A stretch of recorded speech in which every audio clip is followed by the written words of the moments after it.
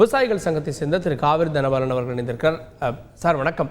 இப்போது இந்த பட்ஜெட்டில் ஒவ்வொரு துறைக்கும் குறிப்பாக எண்ணெய் வித்துக்கள் உற்பத்தி செய்கிறது, அதே போல் அது தோட்டக்கலைத்துறைக்கான ஒதுக்கீடுகள், கருவிகள் வாங்குவதற்கு இருக்கக்கூடிய மானியங்கள்னு துறை ரீதியிலான இந்த ஒதுக்கீடுகள் அதிகரிக்கப்பட்டிருக்கு. இதில் உங்களுடைய பார்வை என்ன? ஐயா வணக்கங்க.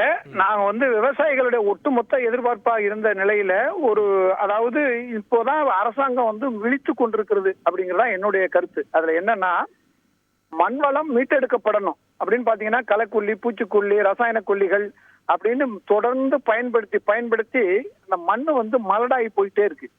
அந்த விளைத்திறன் விளைவிக்கக்கூடிய திறன் குறைஞ்சிக்கிட்டே இருக்கு. அதனால பொதுமக்களுக்கு நோய்வாய் ஏற்படுறதுல இருந்து, சத்து குறைபாடுல இருந்து பலவிதமான நோய்கள் இன்னைக்கு பெரிய அளவுல தாக்குதல் ஏற்பட்டிருக்கு. இந்த சூழ்நிலையில இப்பதான் மண் வளத்தை மீட்டெடுக்கக்கூடிய திட்டமிடுதல் அப்படிங்கிற ஒரு கான்செப்டுக்கு இன்னைக்கு அரசாங்கம் வந்திருக்கு. ஆனா அதுக்கு ஒதுக்கி இருக்கிற நிதி ரொம்ப ரொம்ப குறைவா இருந்தாலும் இப்பொழுதாவது அரசு விழித்து கொண்டதே என்பது மிக மிக வரவேற்க தகுந்த ஒரு விஷயம். அதே மாதிரி 15,280 கிராமங்கள்ல ஒரு கிராமம் ஒரு பயிர் சாகுபடி அப்படிங்கிற ஒரு புது திட்டத்தை அறிவிச்சிருக்கிறாங்க. இதைத்தான் நாங்க கடந்த 10 ஆண்டுகளாக பேசி கொண்டிருந்தோம். ஒரு மண்ணுல எந்த பகுதியில என்ன பயிர் விளையணுமோ அவங்க அந்த மானாவாரி விளையக்கூடிய நிலங்கள்ல மானாவாரி பயிர் செய்யணும். களிமுக பகுதிகளில் களிமண்ணா இருக்கிற இடங்கள்ல நெல் பகுதி சாகுபடி அப்படின்னு சொல்லி ஒரு பகுதிக்கும் ஒரு பயிர் அந்த பகுதியினுடைய பிரதான பயிர்களை விளைவிக்கக்கூடிய ஒரு நிகழ்வுகளை நடத்தணும் அப்படிங்கறத நம்ம கேட்டோம். இப்ப உதாரணம் பாத்தீங்கன்னு சொன்னா, மாற்ற இப்ப எல்லா இடங்கள்லயும் சுலபமா கரும்பு பயிர் சுத்தமா கைவிடப்பட்டிருக்கு. பருத்தி கைவிடப்பட்ட நிலையில நெல் பயிர் சாகுபடி அதிகரிச்சுக்கிட்டே போகுது. அப்ப என்ன அர்த்தம் அப்படின்னா, ஒரு மனிதனுடைய உடம்புல பாகங்கள் எல்லாம் ஒரே சமச்சீர் விதத்துல வீங்கணும். மாறா ஒரு கால் பெருசாதீங்கன்னா அது யானைக்கால். அப்ப அது ஒரு அருவருப்பான தோட்டத்தை கொடுக்கும். அது மாதிரி ஒட்டுமொத்த பயிர்களும் விளைய வேண்டிய இடத்துல வெறும் நெல்லு மட்டும் விளைஞ்சதுன்னா அப்ப மற்ற பயிர்கள் விளையாம சத்து குறைபாடு ஏற்படும். அதுக்கு ஒரு உதாரணம் தான் இந்த சிறுதானியம். சிறுதானியங்கிறது பாத்தீங்கன்னா வெறும் 65 கோடி ஒதுக்கப்பட்டிருக்கு. ஒட்டுமொத்த தமிழ்நாட்டில் இருக்கக்கூடிய நீர்வள பரப்புல கிட்டத்தட்ட 60% நிலப்பரப்பு மானாவாரி நிலப்பரப்பு. அந்த மானாவாரி நிலப்பரப்புல இருக்கக்கூடிய இந்த சிறுதானியங்களை பெரிய அளவுல மீட்டெடுக்கலன்னு சொன்னா, இன்னைக்கு சக்கரை வியாதியில இந்தியாவில தமிழகம் 1வது இடம் நோக்கி தள்ளப்பட்டிருக்கிற இந்த ஒரு மோசமான சூழ்நிலையில அரசு இப்பொழுதாவது விழித்துக் கொண்டிருப்பது மிக மிக வரவேற்க தகுந்த ஒரு விஷயம்.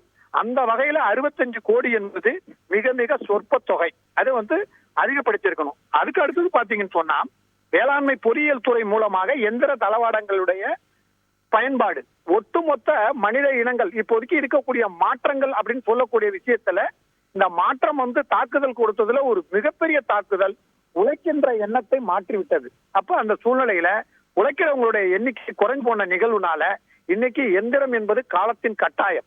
அந்த காலத்தின் கட்டாயத்துக்கு போறப்ப எந்திரமயமாக்கலுக்கான நிதி என்பது மற்ற குஜராத், மேற்கு வங்காளம், உத்தரப்பிரதேசத்தோட ஒப்பிடும்போது தமிழகத்தினுடைய பங்களிப்பு என்பது குறைவா இருக்கு.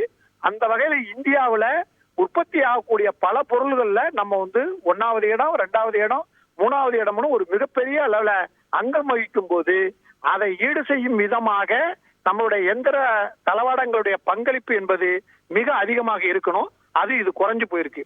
2வது கேக்குதுங்களா, நிதி ஒதுக்கீடு அதிகரித்திருக்கிறதுல 42,281 கோடி ரூபாய் வேளாண்மை பட்ஜெட்டுக்கு ஐயா 42,281 கோடியில 30,000 கோடி ரூபாய் சம்பளமே போயிட்டுங்கய்யா.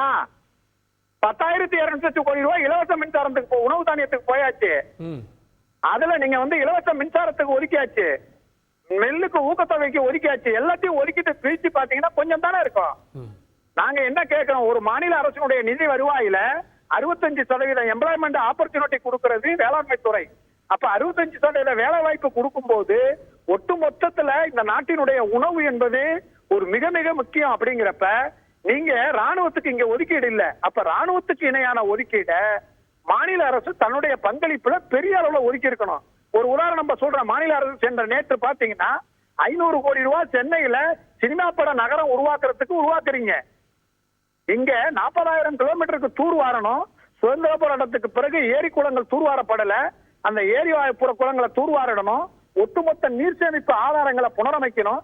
அப்படின்னா அதுக்கு ஒரு சிறப்பு நிதி ஒதுக்கப்படணும். ஆனா நீங்க எவ்வளவு ஒதுக்குறோம்? நம்ம 110 கோடி தூர் வாரத்துக்கு. 2.75 கோடி தான் வந்து நீர் சேமிப்பு ஆதாரங்களை உருவாக்குறதுக்கு. ஒரு பட்ஜெட்ல ஒட்டு மொத்தத்துல நீங்க 65% எம்ப்ளாய்மெண்ட் ஆப்பர்ச்சுனிட்டி இல்ல. குடி தண்ணீர் இல்லாம இருக்க முடியுமா? இன்னைக்கு சென்னைக்கு குடி தண்ணீர் எங்க இருந்து எடுக்கிறீங்க? காவிரியில இருந்து எடுக்கிறீங்க. இப்ப காவிரியில இருந்து எடுக்கும் போது காவிரியை புனரமைக்கிறதுக்கான திட்டமிடுதல்ல ஒரு மிகப்பெரிய நிதி ஒதுக்கணும். வேளாண்மை துறைக்கு ஒரு குறைவான நிதி ஒதுக்கப்பட்டிருக்கு, இன்னும் நிதி கூடுதலா ஒதுக்கணும். அதே நேரத்துல இந்த மக்களுக்கு பயன் தர்ற வகையில ஒரு திட்டமிடுதலும் போகணும். சாதாரணமா பாத்தீங்கன்னா இப்ப எல் சாகுபடி 3 கோடி. எண்ணெய் என்பது நல்ல எண்ணெய் பேரு. ஆனா அந்த நல்ல எண்ணெய் மக்களுக்கு பயன்பாட்டுக்கு வரணும்னா உற்பத்தி பெருகணும். அப்ப உற்பத்தி பெருகணும்னா நம்ம விவசாயி என்ன பண்ணுவாங்க? அவங்களுக்கு வருவாய் கூட கிடைக்கணும். அப்போ குறைந்தபட்ச கொள்முதல் பாதுகாப்புக்கு மாநில அரசு சிறப்பு ஊக்கத்தொகை ஒதுக்கணும். இப்ப அந்த நெல் சாகுபடி எல் சாகுபடி ரைஸ் ஆனிச்சுன்னா நல்ல எண்ணெய் கிடைக்கும் மக்களுக்கு. ஆனா இன்னைக்கு ஒரு மிகப்பெரிய முறைகேடு ஊழல் நடக்கிறது அப்படின்னு பாத்தீங்கன்னா பாலுக்கு அடுத்தது எண்ணெயில தான் நடக்குது. இது தவிர்க்கிறதுக்கான திட்டமிடுதல்ல ஒரு கூடுதல் நிதி ஒதுக்கப்படணும். செய்திகளை உடனுக்குடன் தெரிந்து கொள்ள உடனே சப்ஸ்கிரைப் பண்ணுங்க.